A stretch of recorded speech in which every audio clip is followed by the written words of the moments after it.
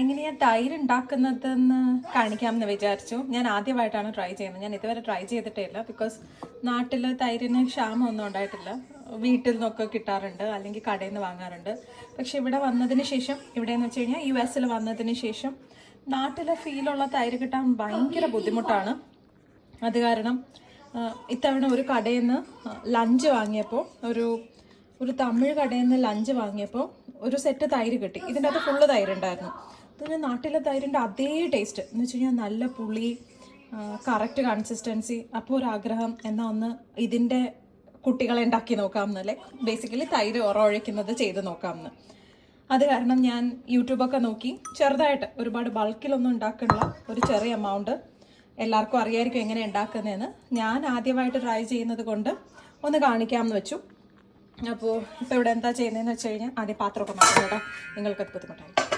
അപ്പോൾ ഒരു കൊച്ചു ബൗളിൽ ഞാൻ കുറച്ച് പാലെടുത്തിട്ട് ഒരു 2 മിനിറ്റ് ഓവനിൽ വെച്ച് ചൂടാക്കിയതിന് ശേഷം ഞാനത് ഓവനിൽ നിന്ന് മാറ്റിയതിന് ശേഷം ഞാൻ തണുക്കാൻ വെച്ചു. ഇപ്പോൾ ഏതാണ്ട് തണുത്തു എന്ന് തോന്നുന്നു.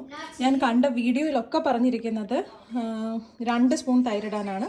സിൻസ് ഐ ഹാവ് ഇത്രയും തൈര് ഞാൻ കുറച്ചിട്ടു. ഇനി പാളി പോവുകയാണെങ്കിൽ ഇച്ചിരി വേണമെങ്കിൽ മാറ്റി വെച്ചേക്കാം അല്ലേ വേണ്ട, ഫുള്ള് ഇട്ടേക്കാം. ഓക്കെ, അപ്പോൾ ഞാൻ ഫുള്ളും ഇതിൻ്റെ അകത്തിട്ടു.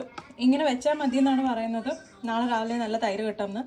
സോ നാളെ രാവിലെ ബാക്കി നോക്കിയിട്ട് നമുക്ക് ഫിഗർ ഔട്ട് ചെയ്യാം തൈര് വരുന്നുണ്ടോ ഇല്ലയോ എന്ന്. ഇപ്പോൾ പാല് ചൂടാക്കി അതിനുശേഷം ഒന്ന് കൂൾ ഡൗൺ ചെയ്തിട്ട് നമ്മൾ ട്രഡീഷണൽ വേയിലൊന്നും അല്ല പാല് ചൂടാക്കിയത്.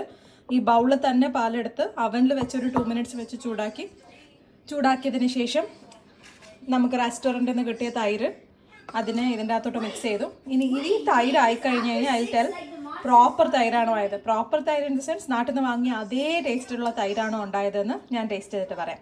അപ്പോൾ താങ്ക് യു.